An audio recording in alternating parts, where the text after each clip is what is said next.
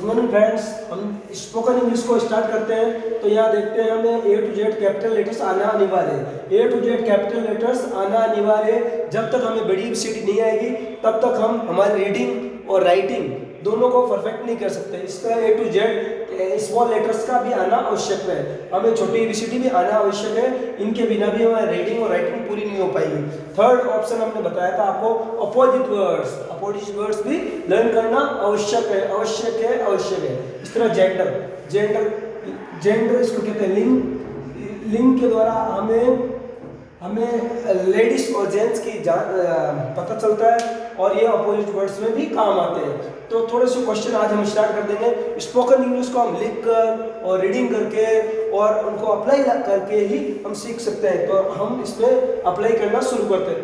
पहला क्वेश्चन हम इस तरह से कर सकते हैं, किसी को भी हम क्वेश्चन करते हैं जिस तरह हम फोन पे भी बात करते हैं, hello how are you, hello how are you. तो इसका क्वेश्चन इंग्लिश में होगा, तुम कैसे हो, कैसे हैं, कैसे हो या कैसे हो, कैसे हैं या कैसे हो। हम बहुत सारे लोगों को भी ये क्वेश्चन एक साथ कर सकते हैं, hello how are you, hello how are you.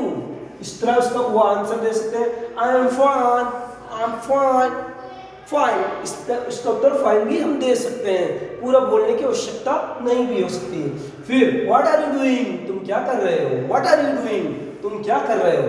What are you doing means जो कार्य किया जा रहा है, एक्टिविटी की जा रही है किसी एक के द्वारा या ज्यादा के द्वारा, तो वहां पर व्हाट आर यू डूइंग तो वो कह सकते हैं आई एम वर्क समथिंग, हम कुछ कार्य कर रहे हैं, हम कुछ काम कर रहे हैं या कुछ कार्य कर रहे हैं। वो सब भी बोल सकते हैं और कुछ व्यक्ति भी बोल सकते हैं। और इस प्रकार हमें स्पेलिंग्स को भी लर्न करना आवश्यक है। A to Z तक सारी स्पेलिंग हमें मस्ट है याद करना। इनके याद करने से हमारी इंग्लिश इंप्रूव होती चली जाएगी। और आगे हम देखते हैं A to Z तक स्पेलिंग होने के बाद वर्ब्स हमें याद करनी जरूरी है। जैसे eat ate eaten, catch caught caught, buy bought bought, bring brought brought, sell sold sold, eat ate eaten, cook cook cooked, run run ran run, come come came come, go went gone, laugh laugh laughed, see saw seen. ये first form, second form और third form, इसकी तीनों forms होती हैं, वो हम अगले chapter में सीखेंगे। इनको भी हम याद करके और इसको अप्लाई में लाके और स्पोकन इंग्लिश को हम बहुत ज़्यादा से ज़्यादा और गेन कर सकते हैं। अपनी इंग्लिश को, अपनी इंग्लिश राइटिंग को स्किल को और अपनी स्पीकिंग स्किल को भी बहुत ज़्यादा हम इम्प्रूव करते चले जाएंगे।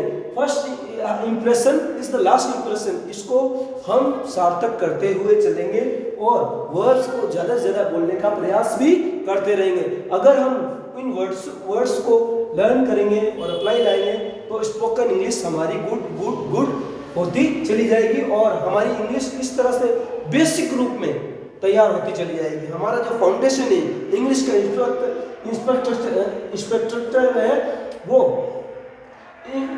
इस पर जो हम देखते हैं कि capital letter, small letter, opposite words पर डिपेंड है और हम इनको इस्तेमाल करेंगे। उसके बाद वर्ड्स को रीडिंग करेंगे, वर्ड्स को लर्न करेंगे।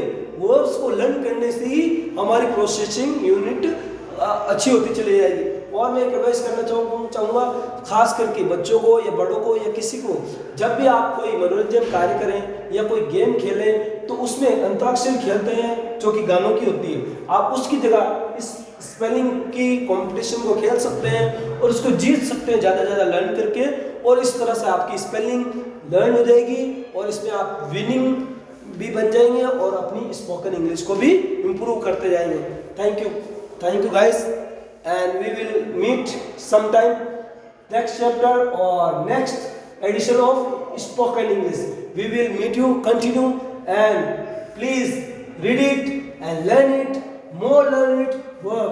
Verbs is very important for our spoken English, because we do not learn many verbs, we do not complete our spoken English. Understood? Bye guys, bye, continue. वो देर और 2 सालों बाद सीखा मैं